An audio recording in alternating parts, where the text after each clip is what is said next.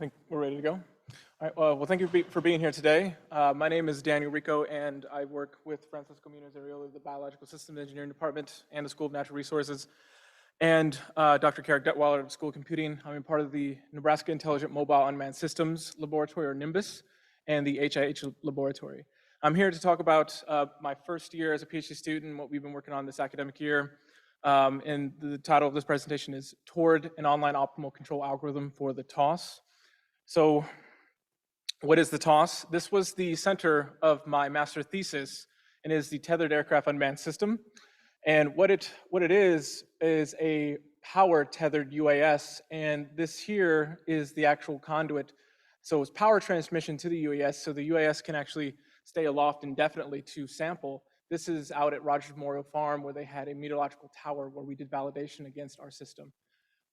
It's a standard quadcopter that has power electronics and spooling capabilities, along with recharge possibility with this solar array here. And it is portable and deployable. So you could really just think about this system that we developed in my master's thesis as just a deployable meteorological tower that could just be placed in the field and left indefinitely. And we got a couple papers of that. And we also modeled the system mathematically and then put it into a physics simulator and showed the dynamics of the system. And we also looked at the trajectories and did simulations of those trajectories. For instance, that is the typical lawnmower, this is the Archimedean spiral, pentagram, and a N-lobed flower trajectory. And we also wanted to look at the metrics of how the trajectory influences the system's ability to sample the atmosphere. And in the bottom right there, we're looking at how a trajectory along with a dynamic temperature field moving in and out of this area of influence for the system, how does it respond? And what is the error of its ability to reconstruct that dynamic temperature field moving into the volume? So summary thus far, we modeled the system, we simulated it, we prototyped the physical system, and we even field tested it. But how is it controlled? So it was a naive approach. It was largely ignored throughout my master's. So it is inherently arbitrary and suboptimal how it was controlled. There was no online anything. It was pre-planned. So we want to come up with a optimal controller and then validate that controller in simulation and in the field to improve performance of the system and its ability to acquisition data that is useful to decision makers.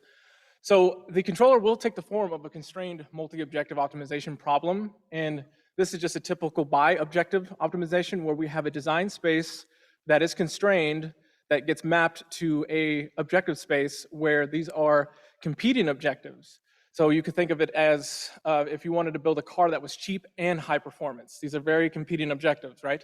So you will create a set of objectively optimal solutions, but it is up to a decision maker who has domain-specific knowledge to choose what was more important along this front. It's known as a Pareto frontier.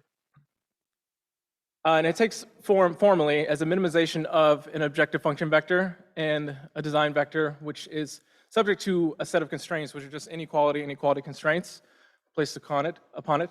So specifically, our cost function, or our J, that we were formulating, as a simple example, since we're limited here in time, just the trajectory traversal time, which is just simply represented here with respect to constraints in the velocity of the forward velocity of the UAS, and then the aerodynamic drag, which is also has components not just of the UAS but also of the power tether that is dangling. And then the cost function is simply just the summation of these two with beta weighting values, which are scalar values that help normalize and allow us to do an adaptive weighted sum method for the solution set. So this is just the two simple functions with respect to their independent variable, which is forward velocity of the UAS, traversal time, and then the drag, which is a square or a parabolic representation here. And then the solution that comes from this is the convex and expected, because these are both very competing and very simple representations.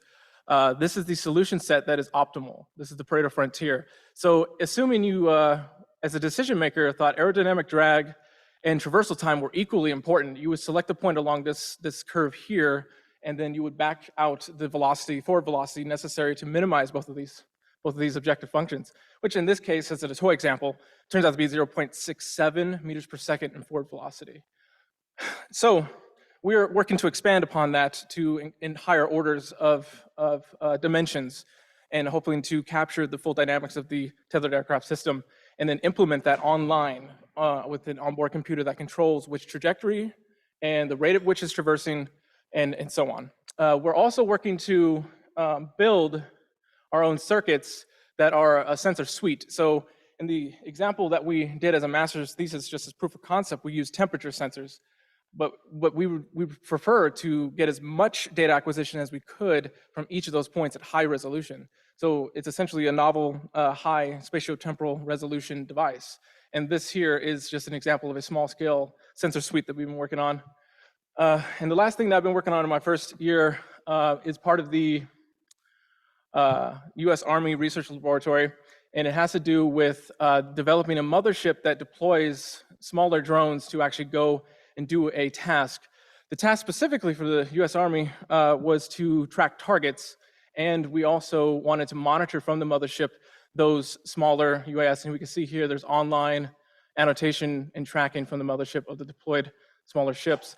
So what we want to do is use this moving forward to actually develop a swarm that is used as a sensing network that we can deploy at any given time and place that would go and gather information and come back. And it's decentralized and has inter-agent communication. So that's a summary of my works in my first academic year as a PhD student. So I'd like to thank the Daugherty Water for Food Institute for the student support funding. And what questions do you have?